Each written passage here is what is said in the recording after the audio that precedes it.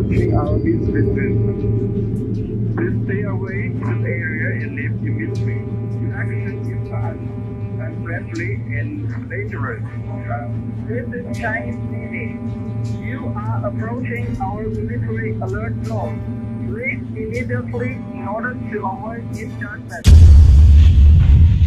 Asan na yung mga Chinese yun na yun. Announce to the world, this is ours. Bottom line is, nandito tayo, mga Pilipino tayo, pangatawan na natin talaga itong part ng West Philippine Sea sa atin ito.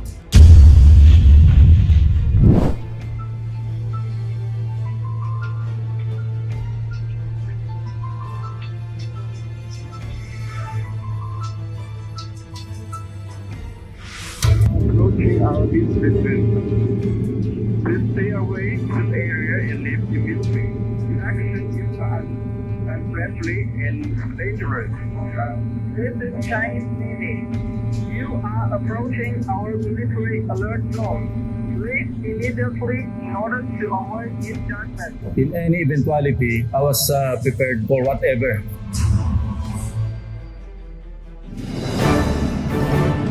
I'm happy that we have landed here. We take pride in setting our foot dito sa island because this is ours and nobody can take this away from us. Morning, sir. Yeah. Welcome to Pag-asa, sir. Sir. Morning, sir. Morning. Morning, sir. Joseph, welcome morning, sir. Welcome to Pag-asa. Joseph, sino first sir to sir? Coast Guard, sir. Coast Guard. Ay, sir. Ay. Dito sila, sir, para welcome ka, sir. Oo, salamat. Ang residence ngayon dito, ilan? Talagang dito nakatira? Sa amin po sa 100 plus lang po. 100 plus lang. Mamaya Kasi doon sa 193 nabasa ko eh, 190. In my capacity as the chairman ng Committee on National Defense ng Senate, gusto ko rin makita yung kalagayan dito and malaman natin kung ano yung pwedeng i-contribute ng national government. Tour tayo ngayon sir, Oo. sa around the island sir. Yeah. Maglakad lang tayo sir. Sige. Yes, sir. Sige, Okay. Sige, halika, Gilo. Saan tayo?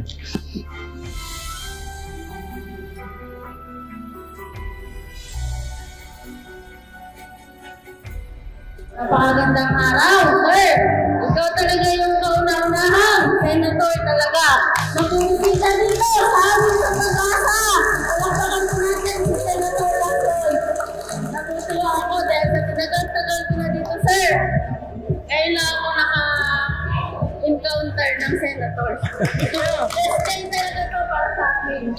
Maraming salamat kay Ma'am Limbo at kami napunta lang dito para kumustahin yung ating mga kababayan dito sa Barangay Pag-asa. Alam mo, we can consider these people as even more patriotic than most Filipinos kasi dito hindi mo alam kung anong darating sa kanila. The threat will always be there. Gusto kong tanungin, ano ba yung pwede pang i-augment in terms of development? Lalo na yung marine research centers. Ano ba yung mga requirements ninyo na pwede nating paglagakan ng budget for 2022. Nang sa ganon, para talaga ma-establish natin na merong livelihood dito, may kabuhayan, merong activities at kung pwede nga, magpa-migrate tayo dito. Nang sa ganon, talagang matawag natin talaga na Barangay Pag-asa ng Kalayaan. So maraming salamat sa mainit na pagtanggap.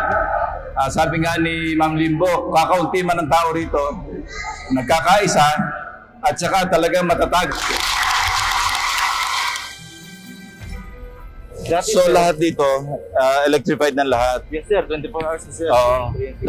Ito yung tinitingnan ng modelo sir na pagdating ng panahon sir, gagawa sila ng marami sir. Model home, ito yung i-adapt.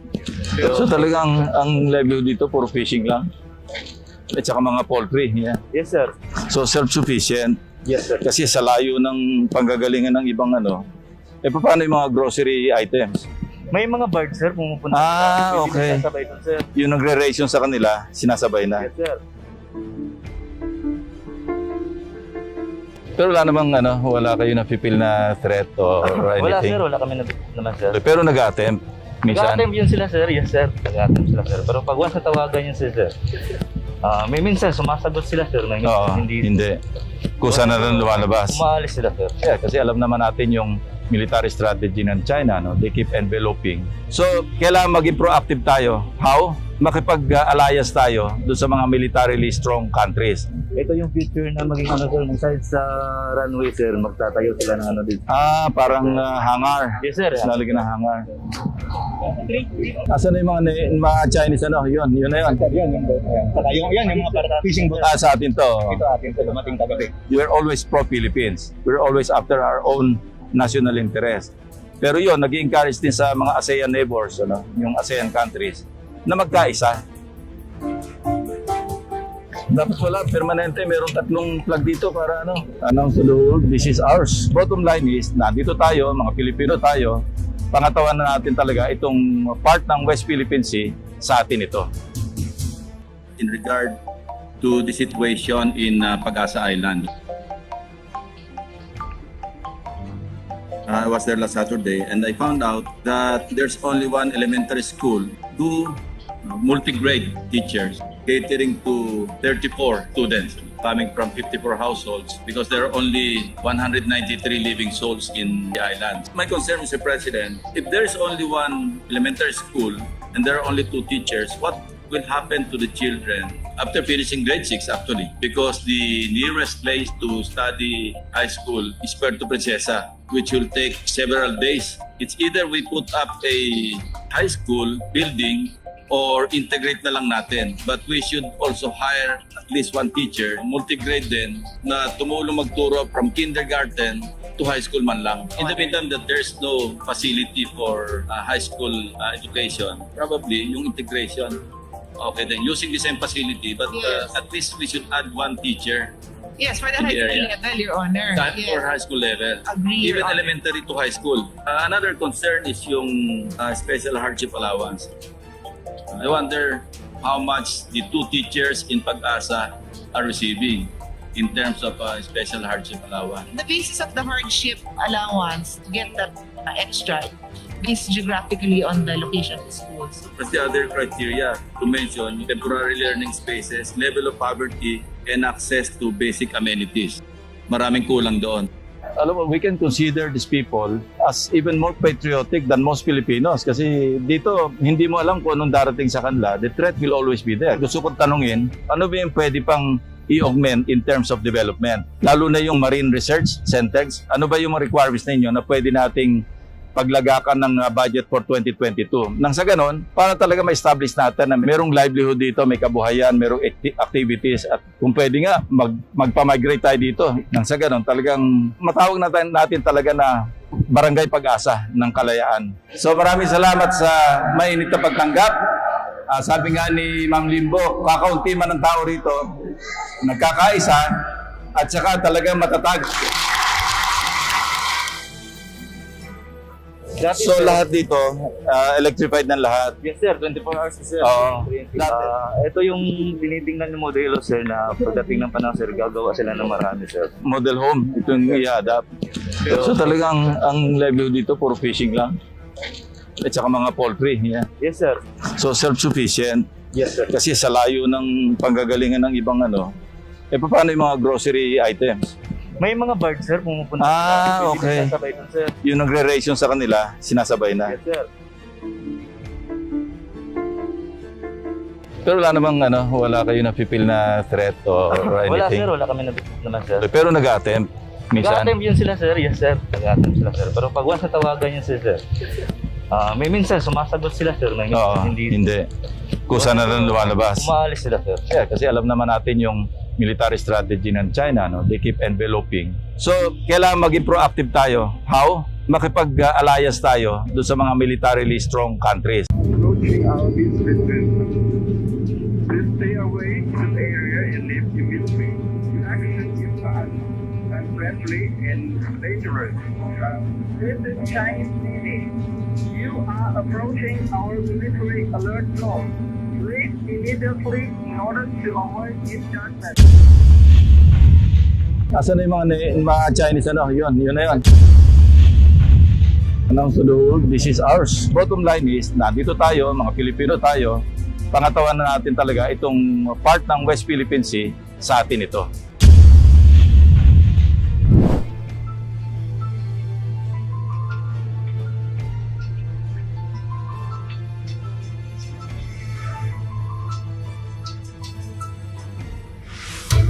approaching our beach residence. Please stay away from this area and leave immediately. Your action is unfriendly and dangerous. This is Chinese Navy. You are approaching our military alert zone. Leave immediately in order to avoid misjudgment. In any eventuality, I was prepared for whatever.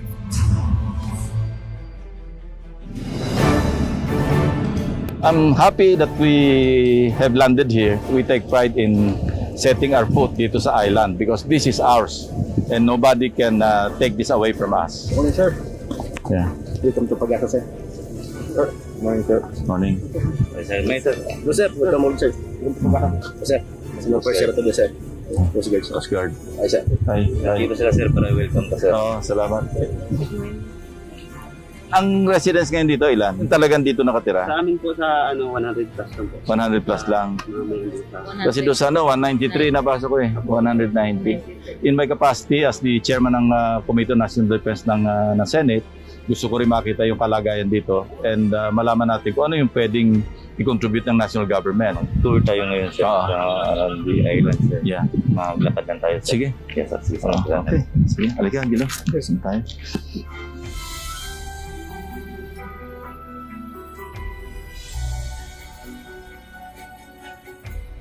Napakagandang araw, sir.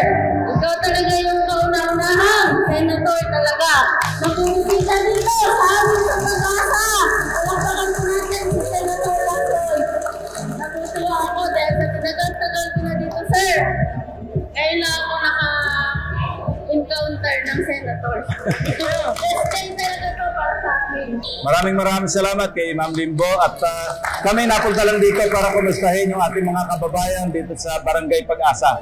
Alam mo, we can consider these people as even more patriotic than most Filipinos kasi dito hindi mo alam kung anong darating sa kanila. The threat will always be there. Gusto kong tanungin, ano ba yung pwede pang i-augment in terms of development? Lalo na yung marine research centers. Ano ba yung mga requirements ninyo na pwede nating paglagakan ng budget for 2022. Nang sa ganon, para talaga ma-establish natin na merong livelihood dito, may kabuhayan, merong activities at kung pwede nga magpa-migrate tayo dito. Nang sa ganon, talagang matawag natin talaga na Barangay Pag-asa ng Kalayaan. So maraming salamat sa mainit na pagtanggap.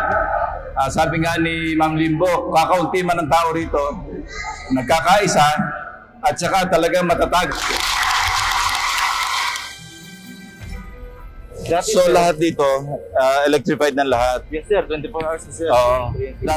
Ito yung tinitingnan ng modelo sir na pagdating ng panahon sir, gagawa sila ng marami sir. Model home, ito yung i-adapt. So talagang ang livelihood dito, puro fishing lang. At saka mga poultry. Yeah. Yes sir.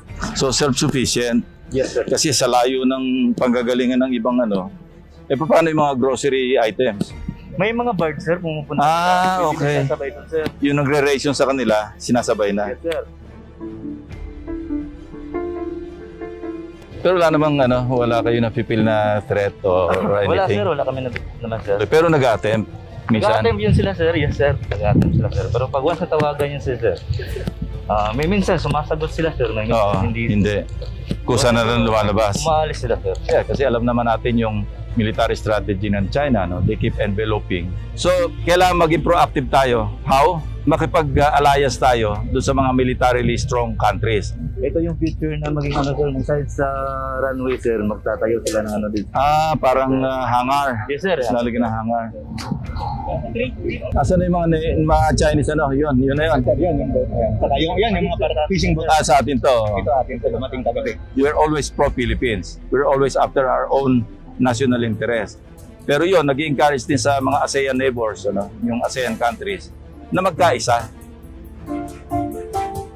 Dapat wala, permanente, mayroong 3 flag dito para announce to the world, this is ours. Bottom line is, nandito tayo, mga Pilipino tayo, pangatawan na natin talaga itong part ng West Philippine Sea, sa atin ito. In regard to the situation in Pag-asa Island,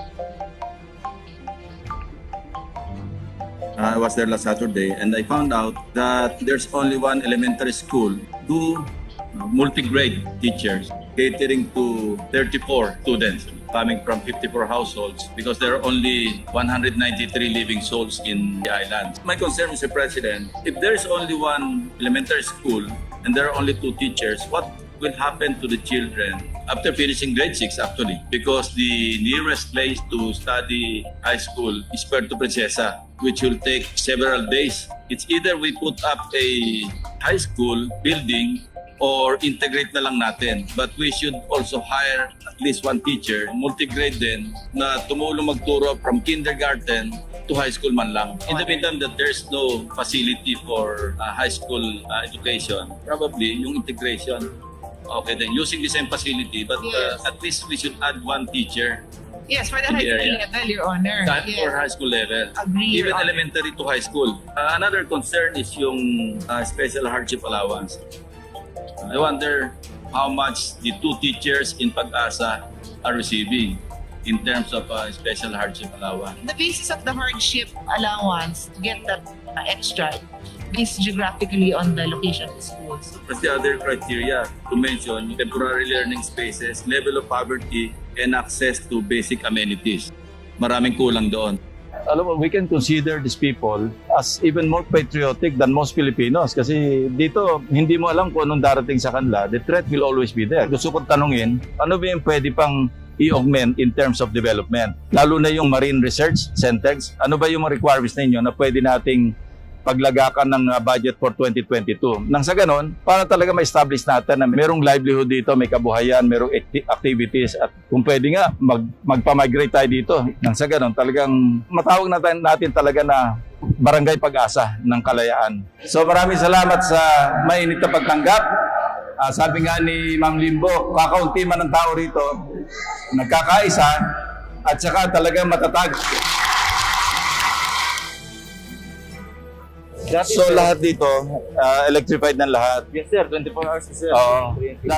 Ito yung tinitingnan ng modelo sir na pagdating ng panahon sir, gagawa sila ng marami sir. Model home, ito yung i-adapt. So talagang ang livelihood dito, puro fishing lang. At saka mga poultry. Yeah. Yes sir. So self-sufficient. Yes sir. Kasi sa layo ng panggagalingan ng ibang paano yung mga grocery items? May mga birds sir, pumupunta. Okay. Sabay dun sir. Yung nagre-ration sa kanila, sinasabay na. Yes sir. Pero wala namang wala kayo na-feel na threat or Wala anything? sir, wala kami naman sir. Pero nag-attempt minsan? Nag-attempt yun sila sir, yes sir. Nag-attempt sila sir. Pero pag once natawagan yun sir, may minsan sumasagot sila sir, may Oo, minsan hindi. Kusa na lang lumalabas. Umaalis sila sir. Yeah, kasi alam naman natin yung military strategy ng China, they keep enveloping. So, kailangan maging proactive tayo. How? Makipag-alliance tayo doon sa mga militarily strong countries.